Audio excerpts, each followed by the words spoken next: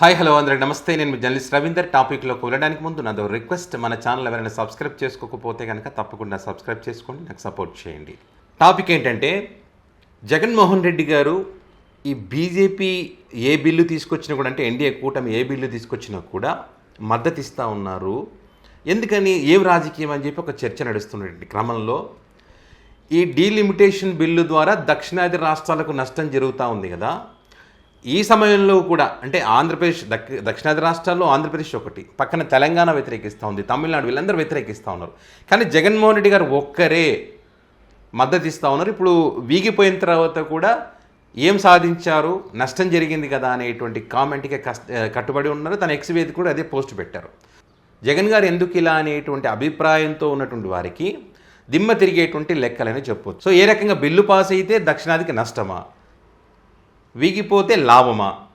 So వాటికి సంబంధించి కొన్ని లెక్కలు చూస్తే నిజంగా చూడండి, పార్లమెంటులో ఉన్నటువంటి ఎంపీలతో కంపేర్ చేస్తే దక్షిణాది రాష్ట్రాల నుంచి ఉన్నటువంటి ఎంపీలు 129 మంది దక్షిణాది రాష్ట్రాలకు సంబంధించి.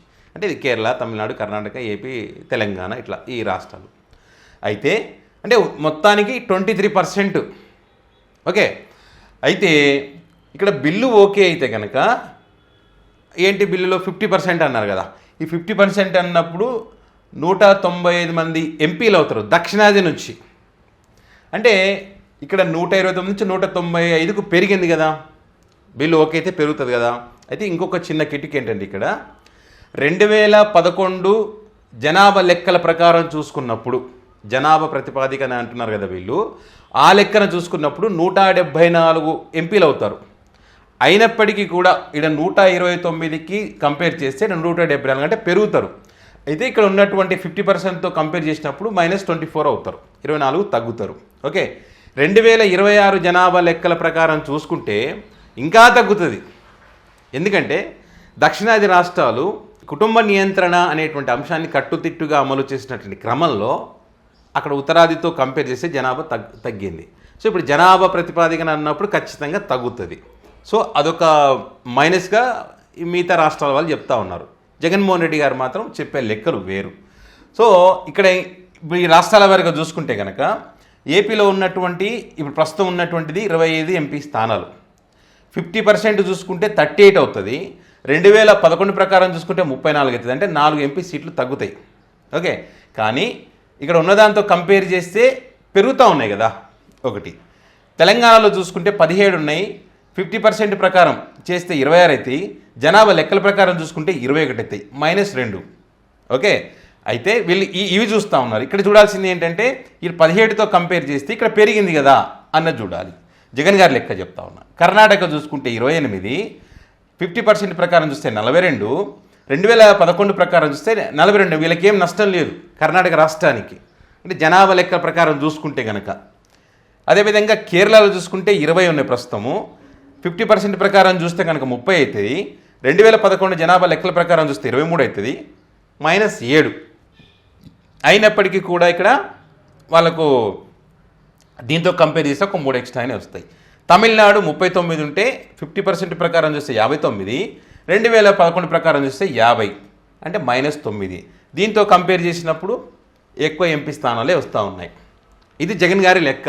అంటే ఇప్పుడు ఉన్నటువంటి వాటికన్నా ఇంకా ఎక్కువ ఎంపీ సీట్లు మనకు వచ్చే అవకాశం ఉంది కదా. దాంతోపాటు ఇది ఆ బిల్లు కనుక పాస్ అయ్యి ఉంటే మహిళా రిజర్వేషన్ చట్టం కానీ అదే అమల్లోకి వచ్చేది, వారికి న్యాయం జరిగినట్టు ఉండేది, వారు కూడా సంతోషపడేటువంటి వారు. 33% కదా మహిళల రిజర్వేషన్కి సంబంధించి. సో ఇట్లా అన్ని రకాలుగా అందరికీ మేలు జరగడంతో పాటు రాష్ట్రాలకు కూడా మంచి జరిగి ఎంపీల సంఖ్య పెరిగి ప్రశ్నించడానికి పార్లమెంట్లో అవకాశం లభించేది కదా. ఇప్పుడు ఏం సాధించారనేటువంటిది జగన్ గారి ప్రశ్న. వీళ్ళు ఏమంటారు, మిగతా రాష్ట్రాలు, మిగతా ఈ దక్షిణాది రాష్ట్రంలో మిగతా వాళ్ళు ఏమంటారు, ఉత్తరాది పెత్తనమంతా పెరుగుతుంది జనాభా లెక్క ప్రకారం చూసుకుంటే. అంటే మరి దేని ప్రకారం చూడాలన్నది క్వశ్చన్ ఇక్కడ. 2011 చూస్తే ఆ రకంగా, 50% ప్రకారం చూస్తే ఇంకో లెక్క, 2026 జనాభా లెక్క ప్రకారం చూస్తే ఇట్లా వేరే. సో వాళ్ళు ఈ 2011 ప్రకారం చూసినా నష్టం ఏం లేదు కదా. సో ఇప్పుడు బిల్లు వీగిపోవడం వల్ల మొత్తానికి నా మోసం జరిగింది కదా అనేది ఇప్పుడు చర్చ. సో జగన్మోహన్ రెడ్డి గారు వాటికి సంబంధించి ఈరోజు ఈ రకంగా ఇది జగన్ గారు చెప్పిన లెక్కలు చెప్తున్నా నేను. సో కాబట్టి చాలామంది ఏమంటున్నారంటే, ఇప్పుడు జగన్ గారు ముందు ఏదైనా ఒక కామెంట్ చేశారనుకోండి, జగన్ ఏమైనా పిచ్చోడా అంటారు మొదట్లో. తర్వాత అర్థమవుతుంది జగన్మోహన్ రెడ్డి అంత ఈజీగా ఏమీ మాట్లాడాడు, దానికి వెనక పెద్ద వ్యూహమే ఉంటుంది అని చెప్పి. సో అది కనిపిస్తూ ఉంది ఇక్కడ. నేను అనుకున్న ఏంది, దక్షిణాది రాష్ట్రాల్లో అందరూ వ్యతిరేకిస్తూ ఉంటే జగన్మోహన్ రెడ్డి గారు మాత్రం మద్దతు తెలుపుతూ ఉన్నారు దేనికోసము అని. సో ఇట్లా చూసినప్పుడు కరెక్టే కదా అనిపిస్తుంది. సో ఇప్పుడు జగన్ గారి లెక్కలు చూసిన తర్వాత సో మా అభిప్రాయం తప్పు, జగన్ గారు మద్దతు ఇవ్వడంలో, ఎన్డీఏకి మద్దతు ఇవ్వడంలో తప్పు లేదనేటువంటి అభిప్రాయానికి వచ్చారు. సో వీగిపోయిన తర్వాత జగన్మోహన్ రెడ్డి గారు ఏం సాధించారని జగన్ గారు చెప్పినటువంటి లెక్కలు ఇవి. కానీ ఈ కూటమిలో భాగస్వామ్యం అయినటువంటి వీళ్ళు ఉన్నారు కదా, టీడీపీ, జనసేన, బీజేపీ ఇక్కడ ఆంధ్రప్రదేశ్లో, వాళ్ళు ఏమైనా వీటికి సంబంధించి ఈ రకమైనటువంటి లెక్కలు చెప్పారా? అవసరం లేని పోస్టులు పెట్టి తల్లిని చెల్లిని మోసం చేసినటువంటి జగన్మోహన్ రెడ్డికి ఈ మహిళా బిల్లు గురించి మాట్లాడే అర్హత లేదని చెప్పడం, మహిళలకు భద్రత కల్పించాలంటే మేమే అనేటువంటి గొప్పలు చెప్పే వీళ్ళు మరి ఈ రకంగా ఎందుకని మీరు ఆలోచన చేయలేదు? ఒక వ్యూహంతో ముందుకు వెళ్ళి ఆ బిల్లు పాస్ అయ్యే విధంగా ఎందుకు మీరు కృషి చేయలేదు? విపక్షాలందరినీ ఏకతాటి మీదకి ఎందుకు తీసుకురాలేదు? దీనికంటే ముందు అందరితో ఎందుకు చర్చించలేదు? ఊరికే లండన్ మందులు అది వాడాడు ఇది వాడాడంటే అది కరెక్ట్ కాదు. మొన్న మావిగన్ గురించి మాట్లాడారు, ఏమైంది? మొదట్లో పిచ్చోడు అన్నారు, లండన్ మందులు అన్నారు, తుగ్లక్ అన్నారు. తర్వాత ఏమైంది? ఈ మావిగన్ ప్రతిపాదన మాదే అన్నారు. ఇప్పుడు రాష్ట్రం మొత్తం కూడా ప్రతి గ్రామంలో కూడా మావిగన్ వస్తే బెటర్ కదా అనేటువంటి ఒక చర్చ ఉంది. అది వచ్చిన తర్వాత దాన్ని డైవర్ట్ చేయడం కోసం తల్లి చెల్లి గొడ్డలి ఇట్లా మళ్ళీ వేరు టాపిక్ మరి దారుణం ఆ పోస్టు. దాన్ని కూడా పబ్లిక్ వ్యతిరేకిస్తున్నారని చెప్పి మళ్ళీ అక్రమ అరెస్టులు. ఇది కాదు కావాల్సింది, ఇది ఏంటి నష్టమో ఏది లాభమో అనేటువంటి డేటా.